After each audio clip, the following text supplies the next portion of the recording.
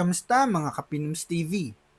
Noong dekada 80, 90 at kahit early 2000s, ang mga mall ang sentro ng buhay ng maraming Pilipino. Dito tayo nakikipagkita sa barkada. Dito unang nanood ng sine kasama ang crush. Dito nag-celebrate ng birthday at dito rin unang nakaramdam ng aircon culture sa gitna ng mainit na panahon.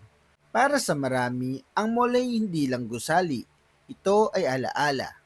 Pero habang lumilipas ang panahon, hindi lahat ng mall ay nakakasabay sa pagbabago. Sa pag-usbong ng e-commerce, mas modernong lifestyle centers, at malalaking developers na may mas malaking kapital, may ilang mall na unti-unting nalulugi, nagkaroon na mataas na vacancy rate o tuluyan ng nagsara.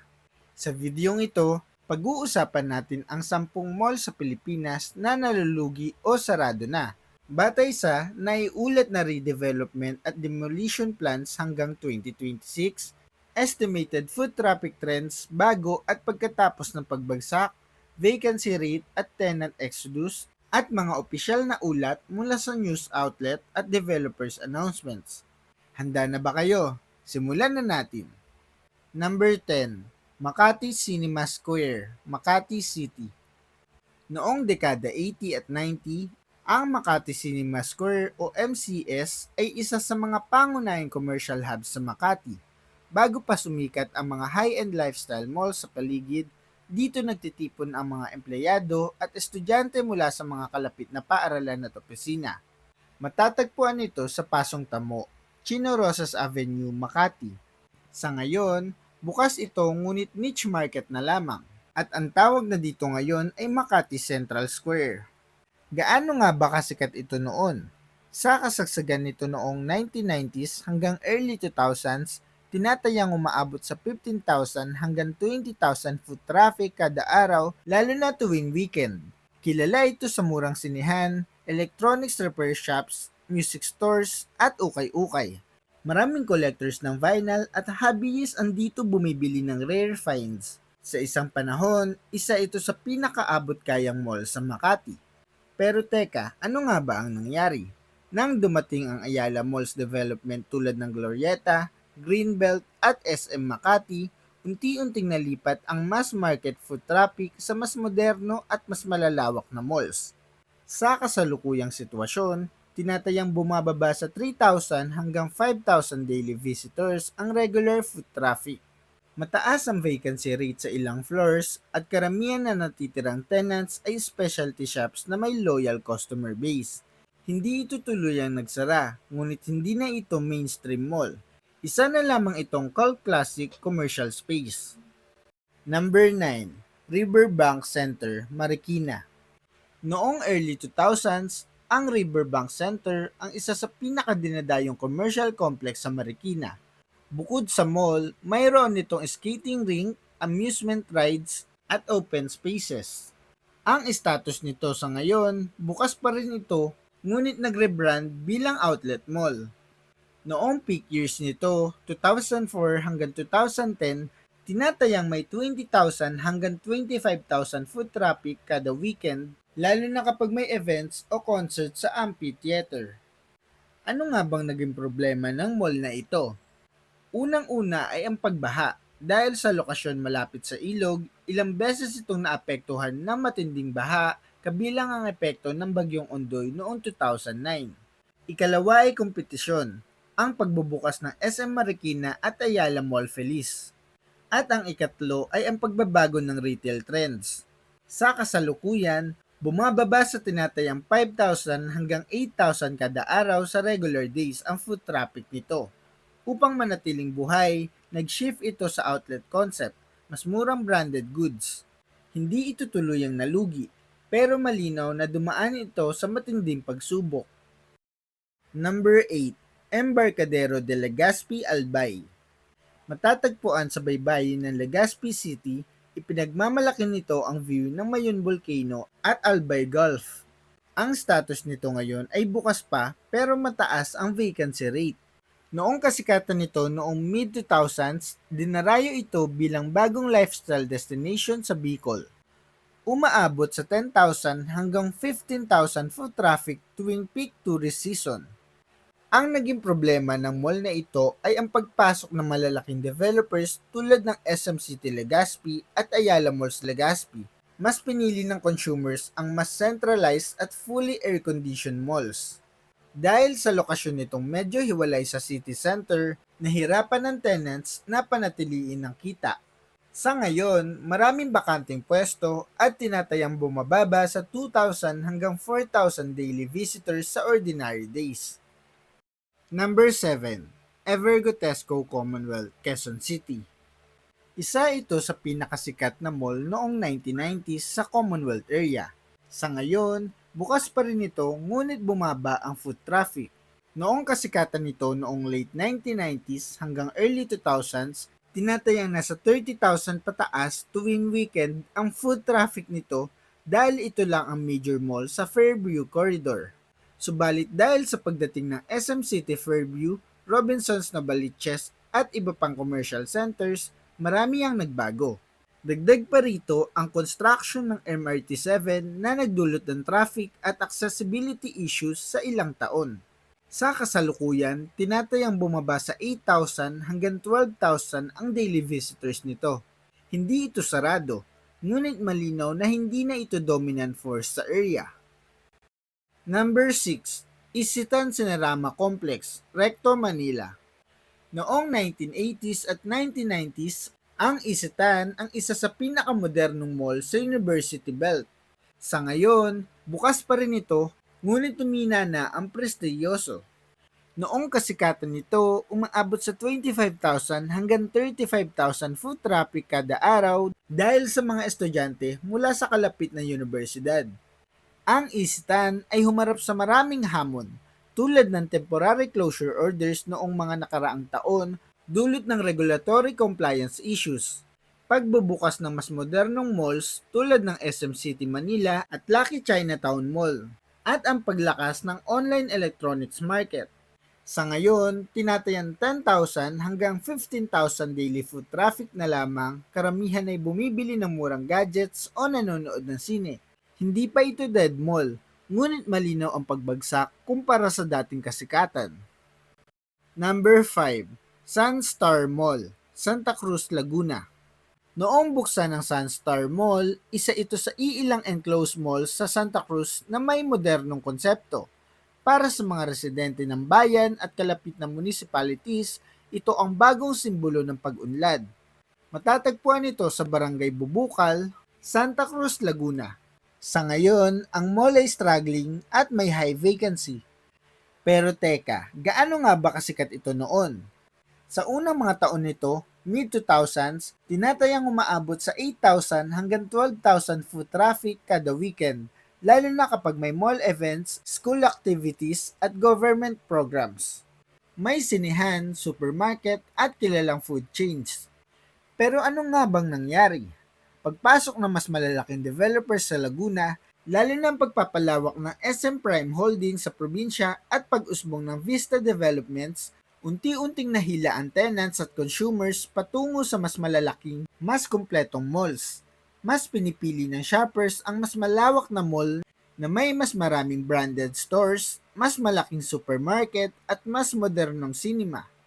Ang kasalukuyang kalagayan nito ayon sa mga lokal na ulat at obserbasyon ng tenants, nananatiling mataas ang vacancy rate sa ilang bahagi ng mall.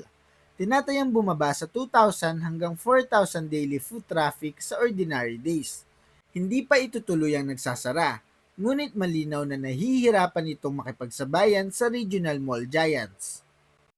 Number 4. Cuyisan Plaza Hotel and Mall, Baguio City. Noong dekada 1990s at early 2000s, ang Cuyisan ay isa sa pinakaunang integrated hotel at mall complexes sa Baguio. Sa isang lungsod na limitado ang commercial spaces noon, isa itong malaking proyekto. Sa kasalukuyan, ang status nito ay nasa ghost mall classification o mababa ang retail activity. Pero noong kasikatan nito noon, bago tuluyang mangibabaw ang SM City Baguio noong 2003, ang Cuyisan ang isa sa dinarayo ng mga turista at locals. Umaabot sa 10,000 hanggang 15,000 foot traffic tuwing peak season. Marami ang nagbago dahil sa pagbukas ng SM City Baguio at pagpasok ng iba pang modern retail hubs sa Session Road area. Lumipat ang bulk ng foot traffic doon. Dahil sa mas modernong ambience, mas maraming anchor tenants at mas strategic location, unti-unting nabawasan ang retail activity sa Kuyisan. Sa ngayon, mas kilala na ito bilang hotel at ginamit pa bilang vaccination site noong pandemya. Ang retail component ay tinatayang may 1,500 hanggang 3,000 daily foot traffic na lamang.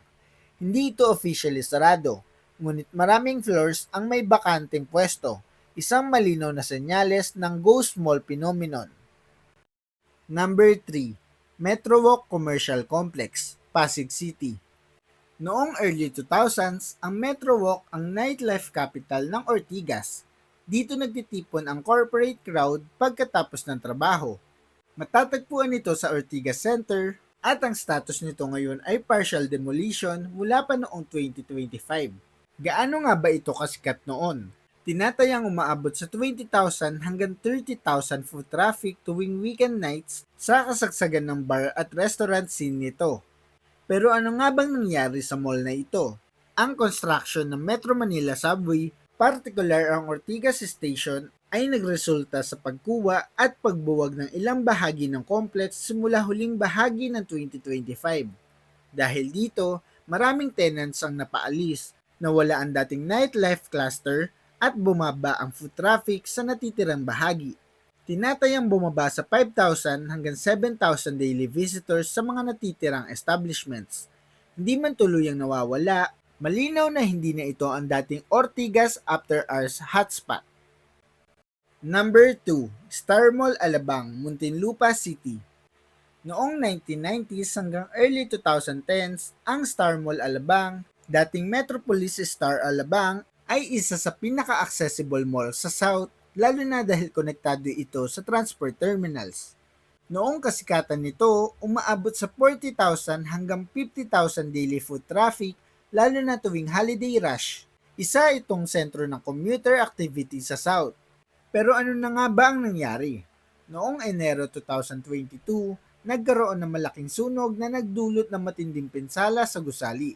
Maraming tenants ang tuluyang lumipat sa Vista Mall Alabang at Alabang Town Center. Bukod pa rito, lumakas ang kompetisyon ng mas modernong malls sa Philimbes area. Sa ngayon, ang operasyon ay limitado. Tinatayang mas mababa sa 5,000 daily foot traffic ang kasalukuyang aktibidad kumpara sa dating libu-libong commuters at shoppers araw-araw. Ito ang isa sa pinakamalaking pagbagsak ng mall sa South sa nakaraang dekada. Number 1. Harrison Plaza, Malate, Manila. Ito ang isa sa pinakamatinding halimbawa ng pagbagsak. Binuksan ito noong 1976, ang Harrison Plaza ang kauna-unahang major shopping mall sa Metro Manila. Sa loob ng maraming taon, ito ang simbolo ng modern retail culture ng Pilipinas. Sa ngayon, ang mall ay tuluyan ng giniba, na demolish noong 2020 hanggang 2021. Pero gaano nga ba ito kasikat noon? Noong 1980s at 1990s, umaabot sa 30,000 hanggang 50,000 foot traffic kada araw, lalo na tuwing weekend. Dito nagtitipon ang mga taga-Malate, Ermita at mga estudyante mula sa kalapit na universidad. Pero ano nga bang nangyari? Nalugi ba?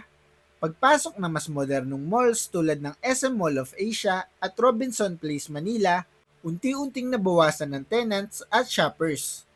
Noong 2020, binili ng SM Prime Holdings ang property para sa isang mixed-use redevelopment project na kilala bilang SM Harrison Plaza na target magbukas sa paligid ng 2027. Ang dating landmark ng Maynila ay tuluyan ng giniba, isang simbolo ng pagtatapos ng isang retail era. At iyan nga mga Kapinoms TV, ang 10 mall sa Pilipinas na nalulugi o nagsara na. Pero bakit nga ba patuloy itong nangyayari? Una, ang e-commerce boom, ang paglakas ng Shopee, Lazada at TikTok Shop. Pangalawang rason ay experiential shift. Mas gusto na ng mga tao ngayon ang lifestyle malls na may open spaces, alfresco dining, green areas at cinema experiences. At ikatlo, oversupply ng mall space. Ayon sa property reports noong mid-2020s, kabilang ang data ng Colliers Philippines, patuloy ang mataas na mall supply sa Metro Manila na nagdudulot ng pressure sa older properties. Ang bawat mall na nabanggit natin ay hindi lang konkretong gusali. Isa itong bahagi ng buhay ng maraming Pilipino. Unang date, unang sweldo, unang sine, unang tambay kasama ang barkada. Ngunit sa pag-usbong ng online shopping, mas modernong lifestyle centers at mas matinding kompetisyon, hindi lahat ay nakaligtas. May mga mall na nag-adapt at nag-rebrand, may ilan na nagbago ng konsepto, at may ilan na tuluyan ng nawala. Pinalitan ng mas bagong proyekto, mas modernong gusali o ibang uri ng development. Kung umabot ka sa parte ng video na ito, i-comment mo kung tagasan ka para ma-shoutout ka namin. Ngayon, narito ang tanong. May mall ba sa lugar ninyo na tila unti-unti nang nawawalan ng buhay? Ngayong panahon, mas pipiliin mo ba ang online shopping kaysa mag-mall? At sa tingin mo, may kinabukasan pa ba ang traditional mall sa Pilipinas? Ibahagi mo ang iyong karanasan at mga sagot para mapag-usapan natin yan. At kung nagustuhan mo ang video na ito, huwag kalimutang mag-like, i-share ang video at mag-subscribe sa ating channel para updated ka sa mga paparating pa nating videos. Mga Kapinoms TV, maraming salamat sa panonood. Hanggang sa muli, ito ang Pinoms TV.